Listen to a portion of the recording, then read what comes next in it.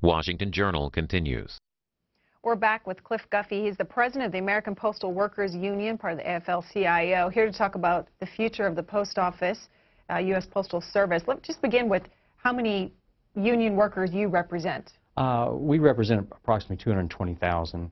We have 250-something thousand members and about 200,000 active right now. And so what part of the workforce? We represent the clerks that work the windows, that sort the mail behind the scenes at night, and the drivers, the mechanics, and the maintenance employees.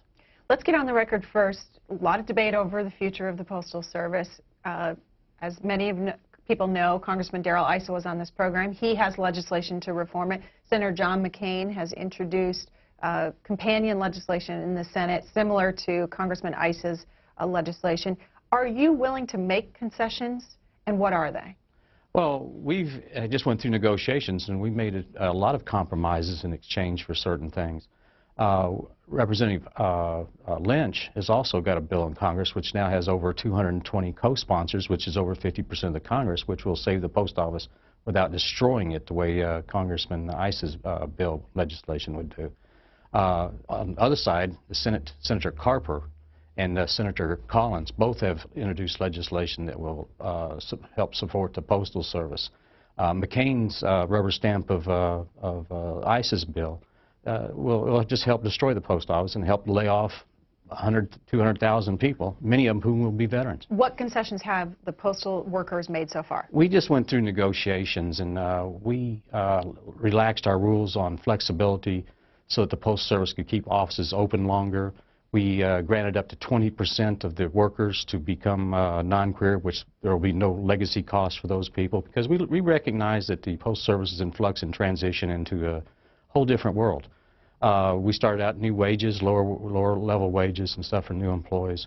We tried our best to work with the Postal Service to meet their needs. In exchange for those, we kept some things that we thought we needed. Like? The no layoff clause. You know, over the last 3 years, 100,000 jobs have been removed from our career workforce, and we've done it without laying off people. And we thought that was important to go forward with that for another several years. There's many people eligible to retire, and they don't need to be laid off. In Representative Issa's bill at this current time, he says, hey, if you've reached the age of 55, whether you are ready to retire or not, you must retire. That's grossly age discrimination, and those things are just unacceptable in America today. What about the pension system and how it works, how the Postal Service pays into it, et cetera? The pension, there's 3 areas in concern here about the pensions. The Postal Service pension plan, which is all paid through by postage revenues, has placed $285 billion into the pension plans. There's 2 pension plans. One, which is FERS, Federal Employees Retirement System, which came into play in 1984, has $90 billion in it. There's no question in that pension plan that there is $6.9 billion too much money. In other words, postage that came in to provide service to the American people has been put into this fund to the tune of almost $7 billion too much. Still be plenty of money to take care of the pension. In the Civil Service Retirement Plan, there's still $195 billion there, of which all these actuaries for the OIG, Office of Inspector General, and the Postal Regulatory Commission have said there's between $50 and $75 billion too much in those funds. Now, we're not saying give that money back to the Postal Service. We're saying allow the Postal Service to shift that to other funding things in the government so that they can reduce their deficits. What the Postal Service is doing right now, it's like someone buys a car, and they say you got 36 months to pay for this car, and you pay it out a year in advance, and the government is saying, well, you've paid it out in advance, but keep making your monthly payments. That's a tragedy. And what's really the really poor part of this was in 2006 when the government passed the Postal Reform Act, or Postal Act, that required the Postal Service to pre-fund 75 years worth of future retirees' pension payment, or not pension, health insurance payment premiums. And they required them to do it in 10 years. And in the same law, they said you cannot pass that on to the ratepayers. So if you have a non-profit organization and don't have money to sit on, and price of gas and everything goes up, and you can only raise your price of your stamps for the price of the gas, and they say, oh, by the way, contribute an extra $5.5 billion a year. What's going to happen with that? You know what's going to happen. They're going to go down by $5.5 billion a year. Why do we need a nonprofit organization to deliver our mail in this country when we have FedEx and other private carriers that do the job for profit? Well, but they don't go to every door in the United States. They only go like to 10% of the locations 5 days a week. We go to 100% of the locations 6 days a week by mandate. As a matter of fact, we deliver approximately 25% of their mail. In other words, they don't take the trucks to the rural areas and various things.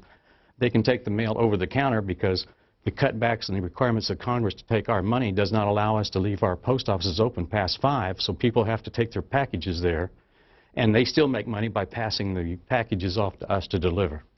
Congressman Darrell Issa was on this program in the Washington Journal talking about the future of post-rural. He had some comments about the postal unions as well. Here's what he had to say. You wouldn't be willing to be in a pension plan that was essentially we'll pay later if we stay in business. More importantly, he's right. This is the only agency to do this because this is an agency that's allowed to gain its own revenue, set its own benefits. The current benefits are actually higher than the rest of the federal workforce. And this is also an agency that wants that independence, and we want them to have it. The post office, after all, is in fact a business unit. It is a $65 billion business unit that simply isn't making a profit, and it's primarily because they haven't made the changes they need in how they do business and how many people work there. It's not that they can't make a profit. It's not even that they're paid too much. It's that there's too many postal workers, and they know it. Cliff Guffey, too many postal workers. Well, I think anyone who goes to a window and stands in line at a window now would know that there's not too many postal workers. There's been too much drain on the postage revenues into the federal government to supplement to other parts of the federal government. When you have extra hundreds of billions of dollars in these pension retirement accounts that are not there for postal employees, that were put there for postal employees, they're not going to give it back because it would show how underfunded the rest of the federal government is. And what he said was not true. We get the same dollar-for-dollar benefit and pensions as any other person in the federal government. But it's paid for not by tax dollars. It's only paid for by the postage revenues. We get the same health insurance plans. A health insurance plan by any other federal worker is the same health insurance plan. The cost is the same. The post office may pay a little bit more for ours than what the other federal government does, but that's through negotiations. But it's the same benefits. It's just not true what he said. We're talking to the president of the Postal Worker Union, Cliff Guffey. He is our guest. The future of the Postal Service is our topic. We're going to be taking your calls, your emails, and tweets. We have a fourth line set aside for current and retired postal workers. You can call in at 202-628-0184. Also, by the way, we're going to be incorporating some students this morning. Our Campaign 2012 bus is visiting Kankakee Valley High School in Wheatfield, Indiana. And over the next 45 minutes, we'll hear from 15 honor government students participating in the program. They're on our Campaign 2012 bus. Kankakee Valley High School is located in northwest Indiana, and over 1,000 students attended. A special thanks to CSPAN classroom member Paul Norwin for preparing the students for the call-in, and Comcast Cable for sponsoring today's bus visit. And our first student is Jessie Klimp. She's up first for Cliff Guffey. Go ahead, Jessie. Good morning, Cliff Guffey. Good How morning. would you suggest to financially restore the United States Postal Service besides cutting back employment and employee benefits? Well, we think it's pretty simple. There will be a slow, gradual change in the post office. It needs to be done. We recognize that there are people today who will not use the post office and will probably never use it again. But there is still $65 billion worth of revenue coming into the Postal Service by people who are utilizing the Postal Service. It should be done gradually. It should be done humanely. It should be done with consideration of the poor communities and the communities, the rural areas, so that they don't lose their service. And that can be done by using these overfundings, this money that has been drained from the post office into the federal treasury, allowing the Postal Service to use that for other obligations. And that's the humane way of doing this. You've got to remember, if you have a post office, maybe with 200-300 employees in it, and you close that post office, it doesn't just affect those 200 employees, it affects their families, it affects all the little businesses around that post office. The post office is the core of about a $1 trillion economy in this country, employing about 8 million other people. And as these plants or post offices close, a lot of the community around those plants and communities will be affected. Let's hear from James. He's a postal worker in Lafayette, Indiana. Oh, hello. This $5.5 billion, is that for the post office civil service employees only, or is that for all the civil service people that have retired throughout the government? The $5.5 billion, which is the yearly deposit into the future health benefits retirement, that's for everybody. But it is funded. They're funding it out for 75 years. What we'd like to see it and recalculate, and if we're going to be the only agency to do that, to pre-fund all that, we'd like to see that maybe amortized over 30 years. The problem we've got right now is they set the bill based on the fact we had 700,000 employees. We're down to 500-something thousand now, and if they lay off another 120,000, and the post office must keep putting in $5.5 billion, and then these people that they lay off will not retire, so therefore they won't get benefits, who gets that money? It just becomes revenue that the federal government has to spend on other bridges to nowhere. Let's go back to our Campaign 2012 bus and the students joining us from Kankakee Valley High School. Taylor is next. Taylor Isayevich, is that right, Taylor? Isayevich. Okay, go ahead. Okay, good morning, Mr. Guffey. What are the possible causes of the financial losses within the Postal Service? Well, there's a lot of things playing into it. Like I say, the internet plays into some. People don't communicate in hard copy. When I was in Vietnam, I loved getting my letters from home. I'd carry them, I'd smell them, I'd reread them 100 times.